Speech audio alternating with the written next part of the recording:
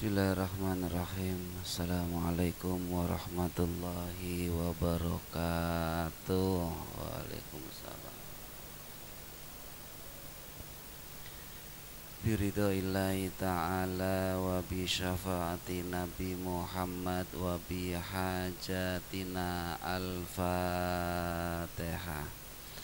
A'udzu billahi minasyaitonir rajim. Bismillahirrahmanirrahim. Alhamdulillahi rabbil alamin.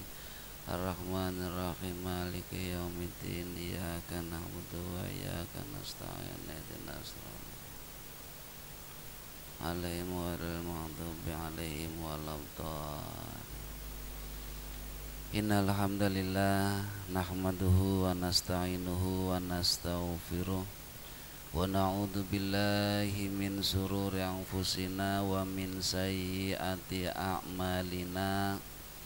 May yahdihillahu fala mudhillalah wa may yudlilhu fala hadiyalah. Asyhadu an la ilaha illallah wa asyhadu anna Muhammadan abduhu wa rasuluhu la nabiyya ba'dah. Allahumma salli ala Muhammad wa ala ali Muhammad fil alamina innaka hamidum majid. Qala Allah ta'ala fil Qur'anil Karim. Bismillahirrahmanirrahim. Ya ayyuhalladzina amanu kunu qawwamina bil qisti syuhada'a lillahi walau ala anfusikum awil walidaini wal aqrabin iyakun ghaniyan aw faqiran fallahu aula bihima fala tatabi'ul hawa an ta'dilu wa in talwu aw tu'ridu fa innallaha kana bima ta'maluna khabir. Alaya sadaqallahul azim. Amma ba'du. Hadirin Bapak Ibu jamaah salat maghrib yang dimuliakan oleh Allah Subhanahu wa ta'ala. Mudah-mudahan kaula lan panjenengan senantiasa pikantuk rahmat saking Allah, pikantuk hidayah saking Allah, pikantuk nikmat saking Allah, selalu diberikan pertolongan oleh Allah. Bahkan yang kita harapkan satu, mudah-mudahan kita nanti diwafatkan oleh Allah dalam keadaan husnul khotimah. Syukur alhamdulillah kita aturkan kehadirat Allah. Alhamdulillah wa syukurillah bin ni'matillah. Kita masih diberikan nikmat oleh Allah, iman Islam, sehat jasmani rohani, diberikan umur, diberikan rezeki, diberikan berbagai macam. Mudah-mudahan nikmat-nikmat itu mampu membawakan kita melakukan satu amal soleh. Kemudian yang kedua, salawat serta salam kita aturkan kehadirat Nabi besar Muhammad sallallahu alaihi wasallam. Mudah-mudahan kita sebagai umatnya kelak kita akan bertemu dengan Rasulullah, akan diberikan syafaat oleh Rasulullah, sehingga kita bisa masuk ke dalam surganya Allah bersama Rasulullah sallallahu alaihi wasallam. Hadirin Bapak Ibu yang dimuliakan oleh Allah, monggo kita sareng-sareng malih belajar Al-Quran, belajar tafsir. Insya Allah kita akan belajar tafsir surat An-Nisa ayat 135, di mana di dalam surat An-Nisa ayat 135 ada perintah Allah. Perintah Allah dalam ayat itu ada dua. Pertama, perintah Allah qawwamina bil qisti, menegakkan keadilan. Kemudian perintah Allah yang kedua, syuhada alillah, menjadi saksi karena Allah. Allah Subhanahu wa taala berfirman, ya ayyuhalladzina amanu, wahai orang-orang yang beriman, kunu qawwamina bil qisti, jadilah kamu orang yang menegakkan keadilan. Syuhada alillahi, dan jadilah kamu orang yang menjadi saksi karena Allah. Walau ala anfusikum awil walidaini wal akrobin, walaupun kesaksian itu untuk diri kita sendiri, atau untuk orang tua kita, atau untuk sahabat kerabat dekat kita, kakak kita, adik kita, ponakan kita, kita menjadi saksi. Ternyata yang kita saksikan itu jebule ponakane dewek. Kita menjadi saksi tentang pencurian, jebule sing nyolong bapane dewek. Apakah kita akan bersaksi dengan jujur? Itu perintah Allah. Wala tatabi'ul hawa anta'dilu, dan janganlah kamu itu mengikuti hawa nafsu. Sebab ketika mengikuti hawa nafsu, kamu tidak akan pernah bisa menegakkan keadilan. Tetapi kamu akan menegakkan keadilan berdasarkan kepentingan. Kira-kira angger nyong ngegulaken nyongoli pira, 1 miliar mas siap tak gulaken. Itu berarti tidak karena Allah. Angger nyongoroli apa-apa sungkan, ora pentak menangak, itu bukan karena Allah. Sehingga ketika kita mengikuti hawa nafsu, itu tidak akan pernah bersifat adil. Kemudian Allah Subhanahu wa taala pun menjelaskan, fala tatabi'ul hawa anta'dilu wa intalwu aw turidu fa innallaha kana bima ta'maluna khabir. Dan jika kamu plin-plan memutarbalikan kata, sebenarnya jawabannya ya, tapi dijawab tidak tahu. Apakah Anda jelas? Tidak jelas. Apakah Anda paham? Tidak paham. Sehingga hakim itu mau memutuskan bingung. Jangan memutarbalikkan fakta. Kemudian janganlah enggan untuk menjadi saksi. Disuruh jadi saksi, tidak mau menjadi saksi. Akhirnya yang salah bisa tertawa, yang benar di penjara. Sebabnya apa? Karena banyak orang yang mengetahui tetapi tidak mau menjadi saksi. Itu arti dari ayat. Bapak Ibu yang dimuliakan oleh Allah Subhanahu wa taala, kita bedah. Pertama, Allah berfirman, ya ayyuhalladzina amanu, wahai orang-orang yang beriman. Di dalam Al-Quran ada ayat yang diawali ya ayyuhalladzina amanu, ada ayat yang diawali ya ayyuhan nas. Kalau ayat yang diawali dengan ya ayyuhalladzina amanu, ayat itu ini menurut Ibnu Mas'ud, apabila ayat Al-Quran itu diawali dengan kalimat ya ayyuhalladzina amanu, apapun ayatnya, ya ayyuhalladzina amanu kutiba alaikumus syiyam, ya ayyuhalladzina amanu idza nudiya lis-sholati mi yaumil jum'ah, dan seterusnya. Ya ayyuhalladzina amanu dkhulu fis-silmi kafah. Ya ayyuhalladzina amanu la tulhikum amwalukum wala.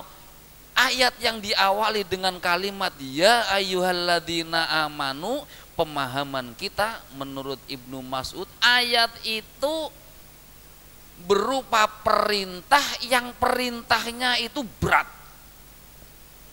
Pokoknya kalau kita membaca ayat ya ayyuhalladzina amanu, ada perintah. Di sana ada perintah, dan perintah itu pasti berat. Tidak akan mungkin semua manusia melakukan perintah itu kecuali orang yang beriman. Karena yang dipanggil orang yang beriman. Yang mampu melakukan perintah itu siapa? Orang yang beriman. Yang mau melakukan perintah itu siapa? Orang yang beriman. Karena mereka itu memiliki iman, maka dia mampu melakukan perintah Allah. Makanya kita introspeksi. Ya ayyuhalladzina amanu, wahai orang yang beriman. Kita termasuk tidak? Apakah saya termasuk orang yang beriman? Kalau kita termasuk orang yang beriman, maka kita mampu melakukan. Kalau kita tidak termasuk orang yang beriman, tidak akan mampu melakukan perintah Allah itu. Perintah Allah itu ada dua. Ya ayyuhalladzina amanu, pasti ada perintah Allah. Perintah Allah ada dua. Pertama perintah untuk mengerjakan, kedua perintah untuk meninggalkan. Kalau ayat ini berkaitan perintah Allah untuk mengerjakan, berat. Apa perintah Allah? Kunu qawwamina bil qisti, jadilah kamu orang yang menegakkan keadilan. Wahai orang yang beriman, jadilah kamu orang yang menegakkan keadilan. Sebetulnya yang diharapkan oleh Allah bukan orang yang hanya menegakkan keadilan, bukan. Tetapi orang yang memiliki sifatnya itu menegakkan keadilan. Jadi berbeda Bapak Ibu. Kalau orang menegakkan keadilan, suatu ketika dia menegakkan keadilan, di waktu yang lain dia tidak menegakkan keadilan karena menegakkan keadilan. Tetapi kalau jadilah kamu orang yang memiliki sifatnya menegakkan keadilan seperti Rasulullah. Memiliki sifat-sifatnya menegakkan keadilan, maka kamu dimanapun berada, dalam keadaan apapun kamu, kemudian siapapun yang akan kamu putuskan, pasti kamu akan tetap menegakkan keadilan. Karena keadilan itu adalah sifat darimu. Contoh begini, orang yang karena sifat dan karena kepentingan. Ada seseorang ramah tamah, ngomongnya halus. Misalnya orang bekerja sebagai penerima tamu di hotel, panjenengan manggu mobil, berhenti di depan hotel. Dengan berhenti di depan hotel, mandek, maka dengan sendirinya orang itu datang membukakan, ceklek, silakan Bapak, ada yang bisa saya bantu? Adakah koper akan saya bawakan? Bapak duduk saja, nanti saya antarkan kunci, antarkan Bapak ke kamar, monggo silakan. Tutur katanya enak sekali.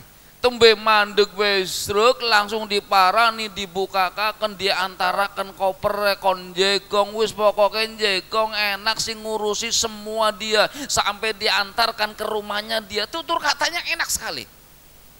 itu dia tutur kata enak bukan karena sifat, tetapi karena kepentingan.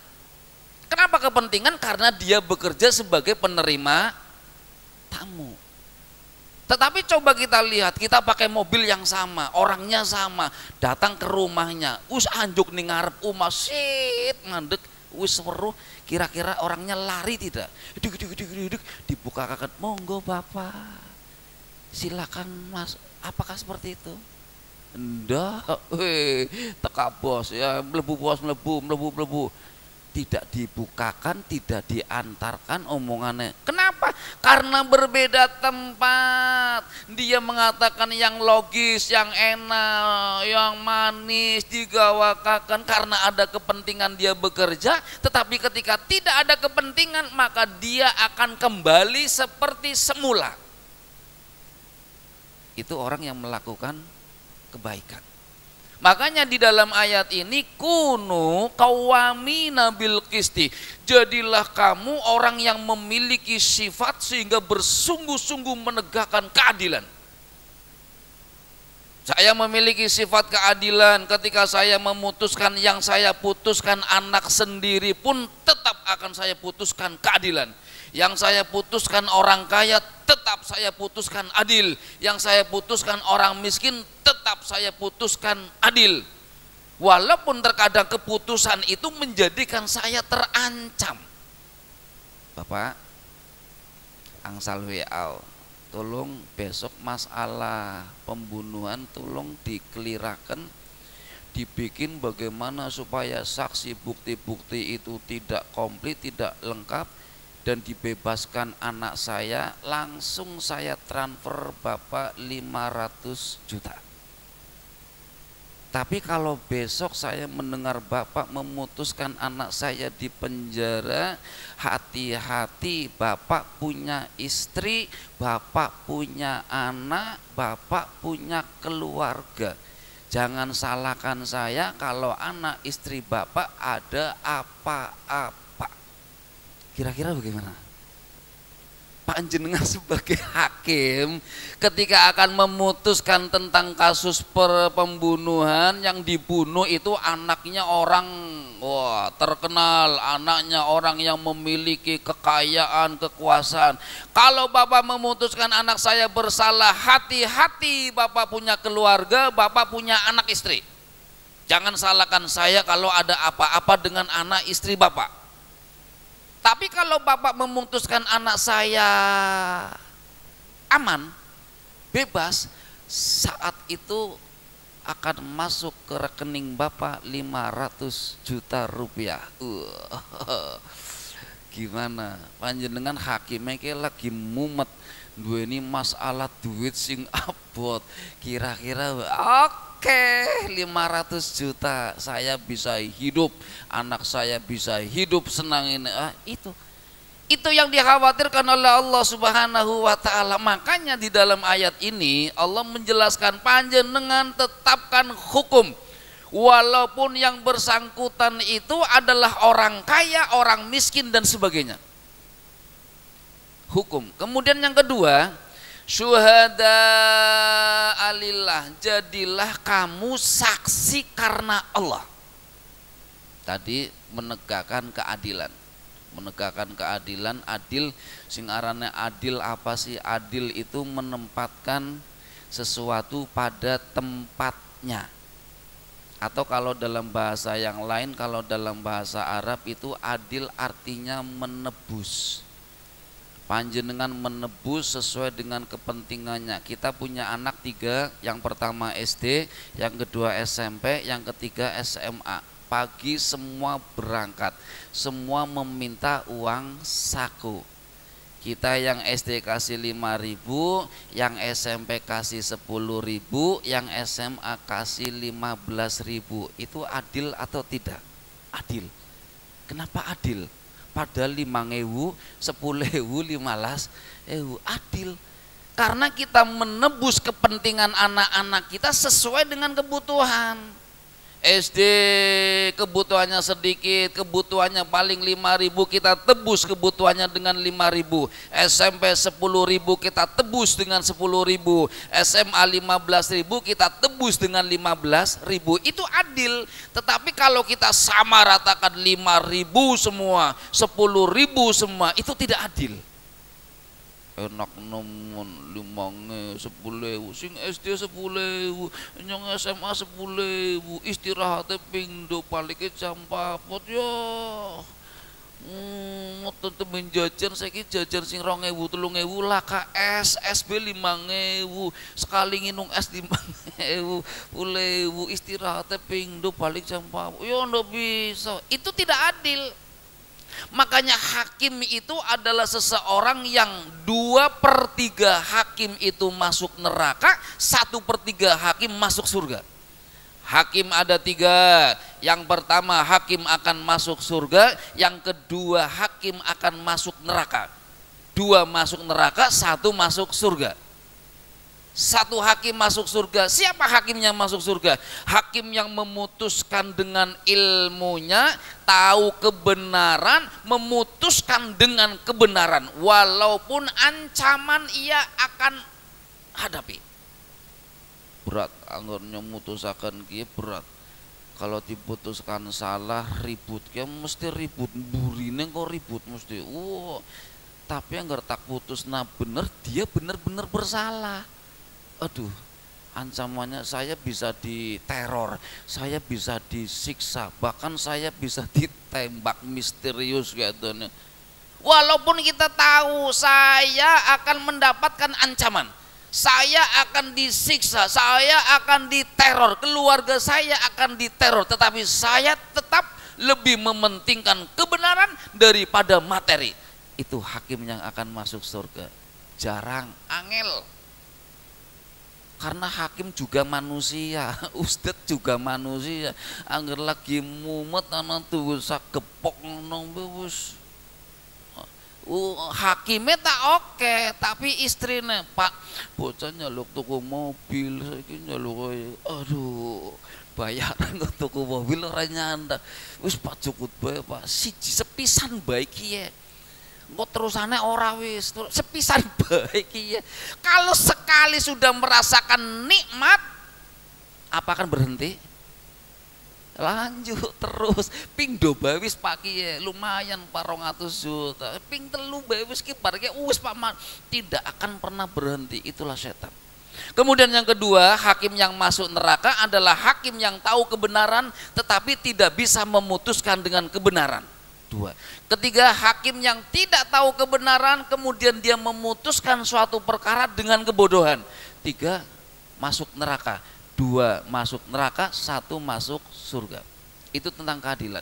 Kemudian yang kedua, Allah memerintahkan apa? Memerintahkan untuk bersaksi syuhada alillah. Jadilah kamu orang yang beriman itu saksi, menjadi saksi karena Allah. Allah menyinggung, sebenarnya kalau kita paham, Allah menyinggung kita. Jadilah saksi karena Allah untuk mencari ridho Allah.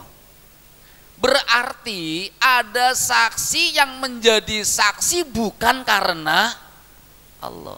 Jadilah kamu saksi karena Allah. Nang, Bapak, Ibu, jadilah kamu saksi karena Allah. Berarti ada saksi yang menjadi saksi bukan karena materi. Menjadi saksi karena kepentingan kerabat. Makanya orang menjadi saksi berat. Kenapa berat? Karena dia menjadi saksi menyampaikan sesuatu kebenaran, sesuatu yang ia ketahui. Saksi itu menyampaikan sesuatu yang ia ketahui, menyampaikan kembali sesuatu yang ia ketahui. Wah, sekarang nanti banyak orang menjadi saksi. Belum jadi saksi? Saksi apa? PKS. Ya wis, pira duite 200.000. Belum dadi saksi, saksi apa? PDI. Oh, duite luwih gede 300.000 dadi saksi. Menjadi saksi adalah kita menceritakan kembali apa yang kita tahu. Contohnya tadi saksi, ya wis nyontak kamaring TPS, Pak saya jadi saksi Pak, oh iya namanya yang ditulis, bar ditulis Pak saya izin ke rumah sebentar ya Pak, balik maring rumah turu barang wis rampung penulisan ki teka maning ditulisi wis rampung dalakna maring partene ke Pak wis rampung bayaran cepret. Ketika ditakoni bagaimana keadaan ketika pemilihan, oh bagus, aman, padahal ora weruh ning omah turu. Tapi ketika ditanya bagaimana, oh bagus Pak, ini lancar sekali, ini sini ini lancar. Tahu dari mana wong jenengan turu, balik nang omah. Saksi karena duit. Bapak Ibu yang dimuliakan oleh Allah, saksi karena Allah. Saksi karena Allah berarti saksi menjadi saksi karena mencari ridho Allah, bukan menjadi saksi karena selain Allah. Maka orang Allah di sini menjelaskan orang menjadi saksi karena Allah berat. Ada 3 hal yang panjenengan berat ketika jenengan menjadi saksi. Pertama, di dalam ayat ini Allah menjelaskan walau ala anfusikum. Pertama, menjadi saksi yang berat itu kita menyaksikan diri kita sendiri. Anfusikum, dirimu sendiri. Saya bersaksi untuk diri saya, setelah saksi saya bersaksi untuk diri saya tahu nanti saya akan dihukum. Kemudian yang kedua, saksi untuk keluarga, orang tua. Yang ketiga, saksi wal akrobin, keluarga dekat, kakak, adik dan sebagainya. 3 hal yang berat ketika orang menjadi saksi. Pertama, saksi diri sendiri. Satu gambaran contoh. Ketika kita jalan, tik-tik jalan, kemudian dipanggil oleh orang. Mas, nih, oh ketemu Cakwir Njegong di depan rumah ngobrol, di dalam sedang melakukan praktek perjudian. Nang jero omah lagi judi des, ana sing judi, ana sing mendem, ana. Kita sedang jalan, kita dipanggil kancan Njegong ning ngarep di depan rumah ngobrol. Oh. Tidak lama kemudian anak polisi 5 ngrubuk cekali pada belayu bling. Panjenengan termasuk orang yang lari. Kemudian digoleti kecekel, ditakoni satu-satu, apakah Anda ketika jam sekian itu Anda berada di tempat ini? Ya, ikut polisi. Apakah Anda, satunya lagi, apakah Anda berada di tempat ini ketika pukul sekian? Tidak, pulang sana, pulang. Ketika itu Anda ditakoni, kita ditakoni. Apakah Bapak berada di tempat itu ketika pukul sekian? Pan jawabnya apa? Angger nyong jawab iya, melu polisi ditakoni pirang-pirang, angger pan jawab tidak, pulang aman. Kira-kira kita menjawabnya apa? Saya menjawab iya, saya akan mendapatkan hukuman. Oh saya mendapat, saya cuma duduk-duduk saja ngobrol, tidak tahu, yang penting ikut, nanti masalah penjelasan itu nanti. Apa nyenengan ngarep sebagai colok ngerti colok anggarana polisi, wah ngudumpetna kabeh aman, wis mene moci tok. Apa nyenengan, wah hukumannya lebih berat. Sebagai aran apa, informan. Kalau pencuri itu sinanjeros pada koreksi ning jabana, anggaran apa-apa kayak calling wow. Apakah Anda sebagai, aduh kalau saya nanti dijadikan seperti colok seperti itu, nanti saya hukumannya lebih berat. Saat itu kita akan menjawab bagaimana? Apakah kita akan menjawab iya saya berada di tempat itu Pak? Aduh, apakah akan menjawab tidak? Itu untuk diri sendiri, berat. Kemudian yang kedua, kita menjadi saksi atau kita menjadi penegak hukum yang disaksikan itu adalah orang tua kita. Kita menjadi penegak hukum, yang akan kita putuskan adalah orang tua kita. Bagaimana? Aduh, mungkin orang akan mengatakan ke bocah kurang ajar. Jadi saksi malah memberatakan wong tuane eben di penjara. Padahal saya yang bersaksi, saksi yang benar. Bapak tahu rumah ini rumah siapa? Tahu. Tempat rumah ini adalah tempat untuk dijadian markas perjudian, markas minum-minuman keras, markas orang-orang sabu-sabu. Padahal rumah itu rumah orang tua kita yang dikontrakkan misalnya. Anda menjadi saksi, apakah Bapak tahu rumah ini rumah siapa? Apakah kita akan mengatakan, ya rumah siapa? Rumah bapak saya. Wah, bapak ini melu dicekel. Oh, bapak berarti membolehkan orang melakukan perjudian di tempat bapak. Tidak mungkin bapak takut, berat kalau itu orang tua kita atau sahabat, keluarga dekat kita, wal akrobin, keluarga dekat kita. Atau iyakunu ghaniyan au fakiron fallahu aula bihima, atau kita menjadi saksi, yang kita saksikan itu adalah orang kaya atau orang miskin. Ya, yang kita saksikan orangnya orang kaya. Mas, jenengan gelem jadi saksi. Saksi apa sih Pak? Saksi masalah pembunuhan atau saksi masalah kecelakaan? Ya wis Pak, jadi saksi. Kalem jenengan jadi saksi, wis sing penting ngomong iya, tidak. Pandai di saksi wis diarahna dari awal. Sing penting jenengan ngomongnya pokoknya iya, angger tak iya wis aja ngomong apa-apa selain ngomong iya. Padahal saksi itu menjelaskan kembali apa yang ia tahu. Ada kecelakaan misalnya kecelakaannya di mana, di Langon. Kecelakaan itu kerabat kita, adik kita di sini, kita di rumah, tidak tahu apa-apa. Karena yang kecelakaan itu adik sendiri, saya siap menjadi saksi untuk adik saya. Jenengan weruh orang weruh. Ketika tidak tahu kemudian kita menjadi saksi, maka di sana akan kumpul kebohongan. Ditanya pertama, apakah Anda melihat kejadian kecelakaan? Iya, saya melihat. Goroh. Apakah Anda melihat kejadian kecelakaan? Dari mana? Iya, saya tahu. Siapa yang salah? Semuanya ketika ia berkata itu pasti dusta. Kenapa dusta? Karena ora weruh. Jegong ning omah, jebule sing kecelakaan adine dewek, akhirnya nyong dadi saksi nggo adine nyong. Ben nyong bisa, adine nyong bisa menang. Tidak tahu apa-apa. Apakah yang semacam ini disebut dengan saksi? Tidak.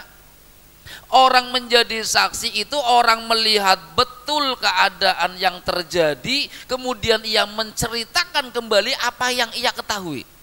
Walaupun yang kita persaksikan orang kaya, yang kita persaksikan orang yang miskin, kita tetap akan bersaksi lillahi karena Allah. Aja karena melas. Jenengan dadi saksi ya. Saksi apa sih? Saksi pencurian. Pencurian apa? Pencurian roti sabel. Sinjukut wong melarat. Wong melarat ngelih rotine dijukut apa nyolong bodin, nyolong semangka, jenengan weruh-weruh. Ketika jenengan menjadi saksi, apakah ibu ini yang mengambil semangka? Nyong ngerti dia yang mengambil semangka. Tapi kalau saya katakan iya, masuk penjara. Wonge wis tua, mlakune wis mbungkuk, mampu penjara, melas. Karena kasihan, maka kita menjadi saksi yang tidak karena Allah. Saksi menjadi saksi karena hawa nafsu, melas. Angger nyong ngomong iya mlebu penjara, mulane nyong ngomongnya ora. Apakah ibu ini yang mengambil semangka? Bukan Pak Hakim, bukan ini. Yang mengambil itu orangnya muda, masih muda, sehat. Orangnya bukan ini, padahal dia yang mengambil. Apakah kita bersaksi karena Allah? Melas.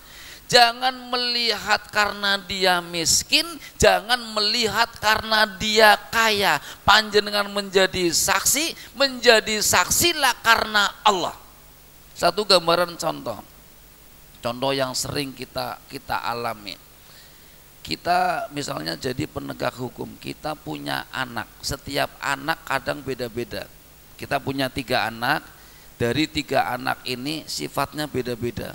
Anak sing nurut, anak sing salate kenteng, anak sing brahul, anak sing males. Lah itu sifat dari anak-anak kita. Lah kita tahu kita naruh uang 20.000, 20.000 dalam nang dhuwur lemari. Atau dalam dhuwur lemari, dalam meja klalen. Jebule uang 20.000 itu hilang 20.000. Kemudian kita tanya, anak kita kumpulkan semua, di satu-satu tanyakan satu-satu. Ternyata yang mengambil uang 20.000 anak kita sing sembayange kenteng. Sing nyolong, sing sembayange kenteng, bocah pinter, bocah nurut maring wong tua, sing nyolong bocah itu. Kenapa kamu ngambil? Iya Pak, untuk beli ini. Ketika yang kita tahu yang mengambil adalah anak kita yang ibadahnya kenteng, sing bocah pinter, sing bocah nurut. Kira-kira yang kita lakukan terhadap anak itu bagaimana? Apakah akan dimarahi? Enggak, paling bisa nenjukut sih, tolong ya, jangan mengambil lagi. Itu karena bocah nurut. Tapi coba yang mengambil uang 20.000 kita bocah sing nakal, sembayang belegelem, dikongkon wong tua bedung, dolane karo bocah-bocah sing nakal, sing cukup duit jebule anak itu. Kira-kira kita bagaimana? Juwete por-poran, sentik teplak, angger sing jukut bocah sing bedut, panjenengan nyelentik temenan, cetar. Tapi angger sing jukut bocah sing nurut, aja jukut maning ya. Kira-kira adil ndak? Sama seperti kita, panjenengan pulang kerja pulang Pak, larene jenengan gelut, barang diparani bocah larene kita getih melocor, klambine penuh getih. Baru melihat anak kita keluar darah, klambine isine getih, panjenengan wis emosine muncul. Wah, karo sapa gelute karo sapa. Itu berarti hawa nafsu. Allah mengingatkan jangan mengikuti hawa nafsu. Ketika mengikuti hawa nafsu maka panjenengan tidak akan bisa bersifat adil.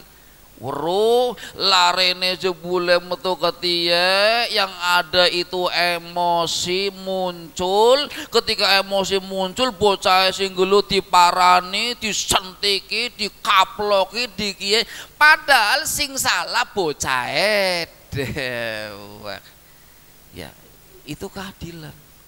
Makanya di dalam ayat ini Allah menjelaskan siapapun dia yang menjadi tersangka, kalaupun dia orang kaya, dia orang miskin, maka panjenengan sebagai penegak hukum tegakkan hukum dengan keadilan.